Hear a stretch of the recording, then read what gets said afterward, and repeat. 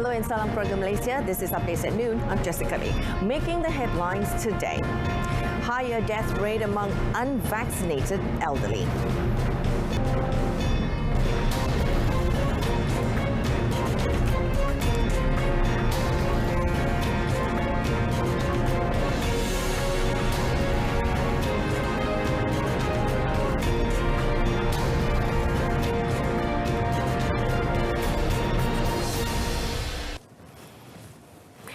The fatality rate due to COVID-19 among the elderly, especially those who have yet to complete their vaccination or receive booster shot, is way higher than other age groups. According to Health Director General Tan Sri Dr. Nur Hisham Abdullah, the fatality rate of those aged 80 and above stood at 2,000 cases per 100,000 people, compared to 300 to 600 cases among individuals aged 60 to 79.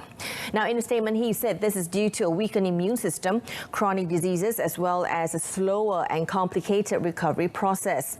Tan Sri Dr. Nur Hisham also said that the unvaccinated group of elderly people would have the highest risk of being infected with COVID-19 and could result in death, while senior citizens who have received their booster shot are the most protected. Meanwhile, the Health DG said there was an increase in hospital admissions among the elderly, namely from 1 case per 100,000 people to 9 cases per 100,000 people, adding that most of the cases were in categories 3 to 5. He also urged unvaccinated senior citizens or those who have yet to receive their booster shot to immediately walk in to the nearest vaccination centre, as the country will enter the transition to endemic phase next month. The 3 French nationals who went missing while climbing Gunung Berembun in Tanah Rata, Cameron Highlands yesterday have been found safe. The 3, including 2 women, were found along one of the parts of the mountain at 7:12 p.m. by the public. Pahang and Fire Rescue Department, or JBPM Operations Assistant Director Ismail Abdugani, said the department received a call regarding their disappearance at 4:56 p.m. yesterday. He said the trio were believed to have lost their way between Trail 7 and 8 along the mountain.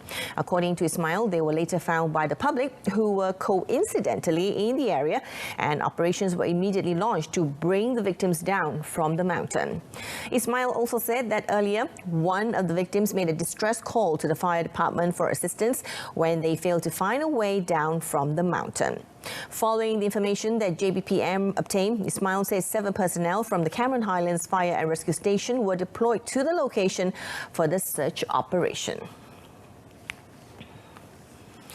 Now, the Housing and Local Government Ministry, or KPKT, will activate the KPKT Home Ownership Program, or HOPE, this June, in a move to allow more Malaysians to purchase their own homes, including in terms of housing provision and financing. Its Minister, Datuk Sri Rizal Nain American, said under the HOPE program, the government is also aiming to build more housing projects targeted for the low-income group. Karnival perumahan tu kita tengah rancang melalui program yang disebut HOPE. HOPE ni adalah House Ownership Program. HOPE ni adalah hasil daripada 5 strategi yang saya sebut. Bila KPKT diberi tanggungjawab untuk menjadi penyedia kepada perumahan mampu milik, apatah lagi kerajaan melalui rancangan Malaysia ke-12, PM dah menyebut bahawa kerajaan akan membina 500,000. Maka ia perlu melalui satu proses perancangan yang rapi. Maka sebab itulah kita melihat bahawa perlu ada satu bentuk macam karnival dan satu bentuk kempen. Dan terangkum dalam kempen itu banyak strategi-strategi. Antaranya stok, kita nak tahu stok satu Malaysia berapa rumah bermilik. Rakyat tak tahu. Jadi saya nak pergi turun ke bawah, saya tunjuk, look here, this is a stock. Stok ini datang daripada kerajaan pusat, daripada KPKT, daripada agensi pelaksana. Ada 15. KPLB pun buat rumah, LTAT pun buat rumah, Perda pun buat rumah, Kejora pun buat rumah, Felkra pun buat rumah. Jadi kita nak rangkum. Dato' Hakimah Muhammad Yusof has created history by becoming the first woman to be appointed as Director General of the Department of Islamic Development Malaysia, or JAKIM. The Chief Secretary to the government, Tan Sri Muhammad Zuki Ali, said the appointment of the former JAKIM Deputy Director General of Policy, which takes effect on the 21st of March, was based on her 30 years of service, especially with JAKIM. In a statement, Tan Sri Muhammad Zuki said this appointment will increase the involvement of women as decision makers in the civil service. He also hoped that the appointment of Dato' Hakimah would lead JAKIM to strengthening its role as a competitive Islamic affairs agency at the federal level and globally. Dato' Hakimah, who graduated from University Malaya with a bachelor's degree in Shariah in 1990 and a master's degree in human resource development from University Putra Malaysia in 2001, joined the civil service in 1992 as an assistant director at the JAKIM Halal Hub division. The Royal Malaysia Police, or PDRM, has 11,111 vacancies for various posts as of 31st of January. Bukit Aman Management Department Director Datuk Zaini just said of the total, 651 posts involve senior police officers, 9,005 posts involve junior police officers, and 1,455 vacancies are available for the civil servants posts. Okay, untuk pegawai rendah ini, pada tahun ini kita sedang melatih sejumlah 5,000 dengan mengambil kira SOP fasa PKP ni. Kita dapat mati 5,000, insyaAllah by end of the year kita habis 5,000 dan next year mana kita ada lebih 4,000 lagi. Dan kita harap juga di tahun mendatang kita punya situasi PKP itu mengizinkan kita untuk melakukan latihan.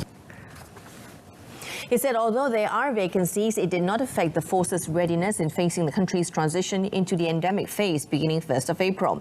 In a separate development, Datuk Zaini said any police officer or personnel could apply for transfer or work in their home state, but it all depends on the stipulated terms and conditions.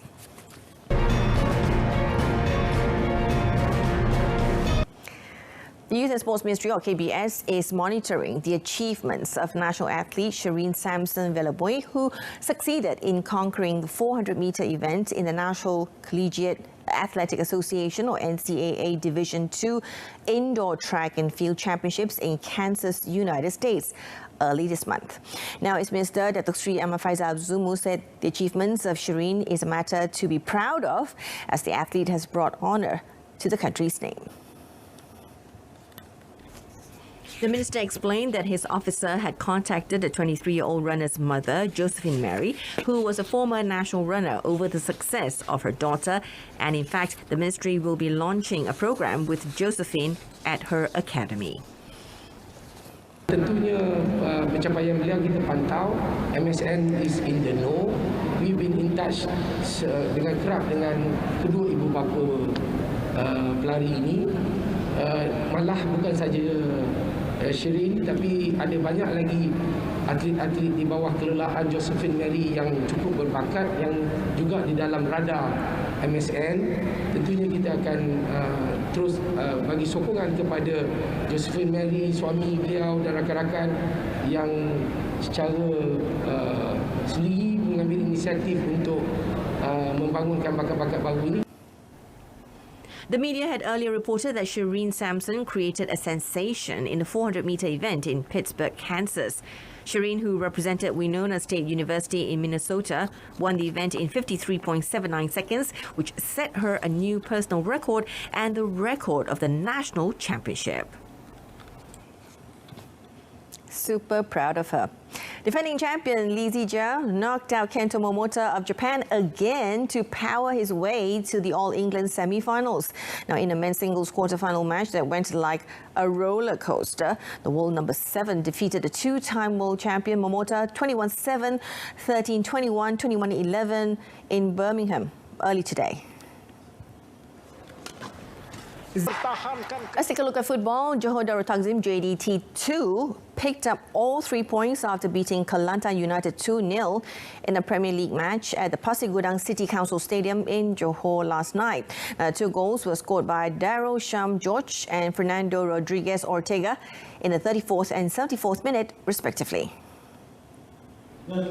Echeverria's Mariano Raul's men tested their opponents with several attempts in the opening third of the match, but failed to find the finishing touch. The home side's first goal finally came from Darryl Sham George's header in the 34th minute to put them ahead. JDT2 strengthened their grip on the game after the second goal was scored by import striker Fernando Rodriguez Ortega in the 74th minute. Samsul Muhammad Said's men tried their best to pull one back but failed. The results remained the same until the referee blew the final whistle, giving the victory to JDT2.